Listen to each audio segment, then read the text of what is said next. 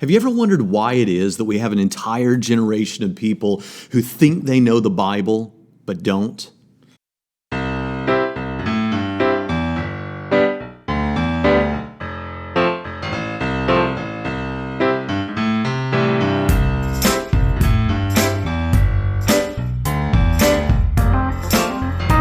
Even those people who are kind of humble about it, deep down they really kind of think they understand what the Bible's all about.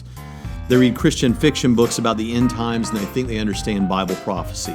They have incredible experiences with music in church and they think they understand what the Bible has to say about worship. They read what modern writers have to say about what 400-year-old theologians have to say, and they think they understand what Paul actually meant.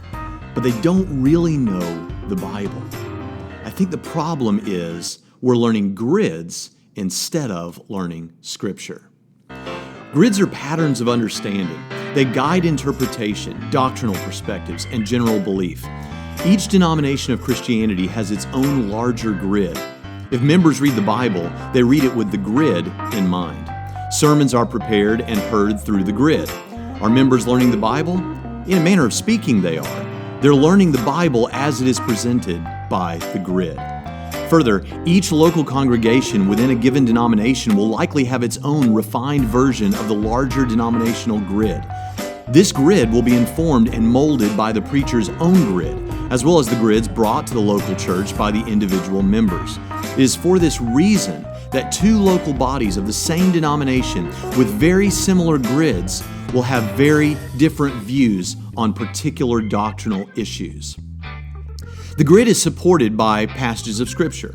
In small groups, summer children's camps, and sermons, these verses are presented. Better yet, a few short verses that seem particularly memorable are offered for memorization. These few biblical sentences are all most Christians will ever learn from the actual Bible. They were chosen because they support the grid.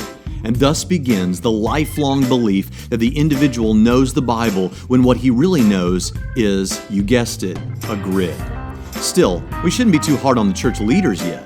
There's nothing wrong with the practice described so long as the learner truly begins to study the Scriptures broadly and challenge his own presuppositions. This rarely happens. Whatever the denominational leaders had in mind, most of the members give up learning the Bible but continue learning the grid. Because a particular guy has memorized a few brief passages from the Bible and absorbed a vast amount of theological gridding, he determines to go to Bible college. What more noble notion could there be for one who wishes to know the Bible? Yes, he must go to Bible college, but which one? How should he choose? Well, he must consult the grid, naturally. Almost universally, such young adventurers will choose an institution of higher theological education that closely follows the grid with which they were raised. Now, you might suppose that surely in Bible college, the Bible will be finally and fairly studied. Well, if that's what you think, you're not entirely wrong. On occasion, a course will be taken that focuses specifically on a book of the Bible. Finally! However, these are typically overview courses in which a book is looked at not verse by verse, but just a general outline, and certain passages do get a certain amount of focus, but really, those are the passages that uphold the grid of the institution. Our specimen becomes a master of grids, discussing and diagramming them with scientific precision. He will ultimately gain a PhD. Sadly, this will be a PhD not necessarily in the Bible, but a PhD in grids. He will then become a pastor, professor, or author. He'll teach the grid to his hearers just as others taught it to him during his youth. The cycle will begin again. A generation of Christians exists who know the grid, but not necessarily the Bible. Grids can be helpful, though. Surprised? Well, they can. If a given individual studies the Scriptures and arrives at a solution about, say, the nature of Christ, which is completely at odds with almost all competing Christian grids, this fact can serve as a warning sign. If the Bible is true, there is a perfect grid that makes absolute sense of everything in the Bible and is absolutely 100% and purely correct, even if this grid only exists in the mind of God.